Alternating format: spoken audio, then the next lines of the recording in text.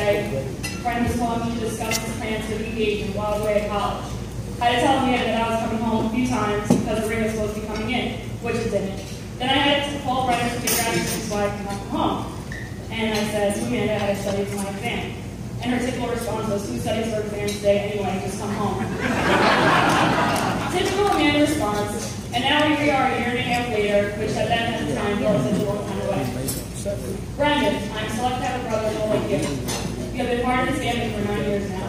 You have treated my sister exceptionally well, and I cannot ask for someone better than you for her than you. You are such a generous person, you do so much for her and my family.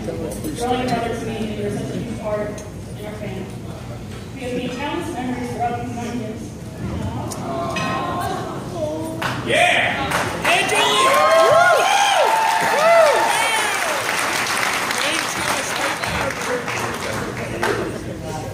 I cannot wait for your future with my sister and the better to come.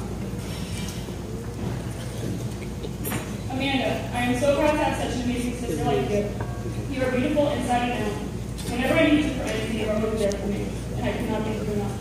You have taught me so much since we were little, and I am beyond grateful. You always do things for others and never expect anything in return. I am happy that you found a man like Brendan who makes you happy and smile every day.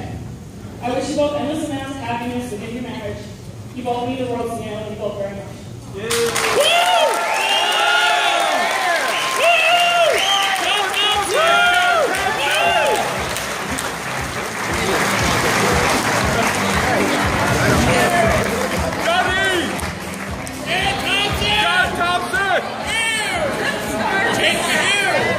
Alright, I know this is what everyone came for. I've been waiting 9 years to be in this position right now, and it finally came. The bride gave me 2 rules upon making this speech.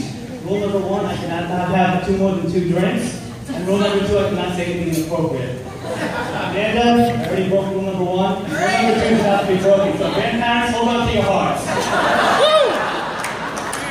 Let me give you top of the hill something to talk about for Monday morning. Monday, I met you in 5th grade in Mr. Ferguson's class. We had a common interest in pro wrestling. The Undertaker was your guy, Mankind was my guy, and since then, our friendship has just grown. We had driver's ed together, where you had the car where you got to go to the movies, the beach, got to go wherever you want, never got behind the wheel, but you still got credit for the class. And I had the car when I was a 16-year-old kid, scared for my life driving on Betts Highway. Hoping we got pursued it instead. We also had JV football together, where our positions were not lineman, quarterback, wide receiver. I think our positions were water jug carrier, bench warmer. We never ran that field. We also had math class together. Boylan, you know what I'm talking about. And we also had computer class together with Mr. Hammond, our good friend Scotland, who is no longer with us right now. But I know if he was with us, he'd tell you to keep it chill, and just because of the celebration, you may not light up a firework just for the sake of it. And then we had our bachelor party in Las Vegas. And I think it's best I change the subject. So, how did this happen? I mean, how did this happen, everybody? I can tell you right now how it happened. I'll give you a hint. I wasn't there. So, it's prom season, and Brenda and I were scribbling last second. Half of our friends can't go, half of our friends don't want to go. Our friend Scott likes to firework at school, so he's out, he can't go. And Brendan's saying we're going to prom, and he's totally BSing me. And let's be honest, who's a better BS than Brendan? Come on. Cheers. So I tell him, Brendan, you don't have tuxedos, you don't have dates, we don't have a limo. How are we going to this prom? So he gives me the response where he implies he's going to pull you back, and he knows he's not gonna. He says, yeah, you're right, John. I'll call you back in 5 minutes. I don't hear from him the next day. And then I go on MySpace the next day. Not Facebook, people, MySpace. And I see him in pictures at the prom with Amanda Negal. And he has a tuxedo on. I don't know where he got that from. But I say to myself, Amanda Negal, I only knew this girl was one thing in high school. One thing. She was the girl who come to school with pink hair, green hair, blue hair. You don't know what I'm talking about. I'll say, Mike, you were thrilled.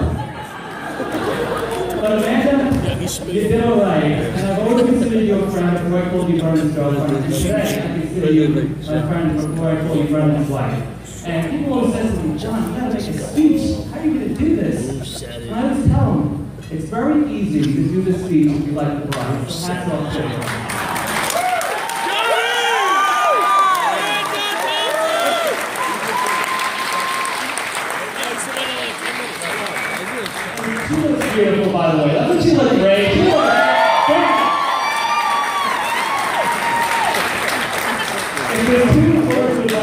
of you going forward. One is continue to not put up with his crap. And the second thing is, if you're ever in a vehicle with him, whatever he decides to drive that day, whether it's his truck, his Cobra, his boat, especially his boat, or a dirt bike, or a UFO, whatever he decides to drive, just know if I'm in the passenger seat and I got a smile on my face, everything's going to be okay. Thank you for making my friend so happy with you today.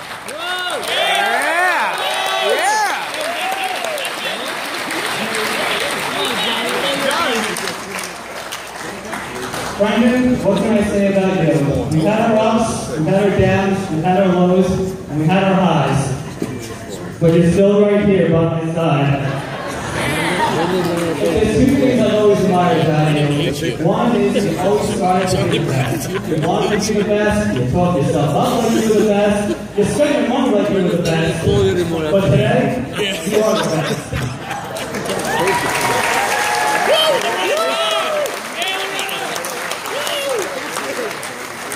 And the other thing is, I know I can call you no matter how down I am about things. I know no matter how much smoke you can be blowing by, you know what, at that time, you'll always come with the positives in life. I am forever grateful for that.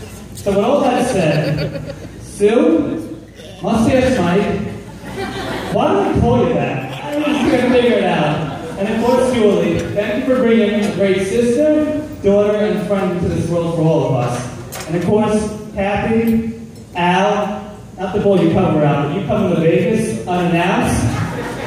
You're a genius.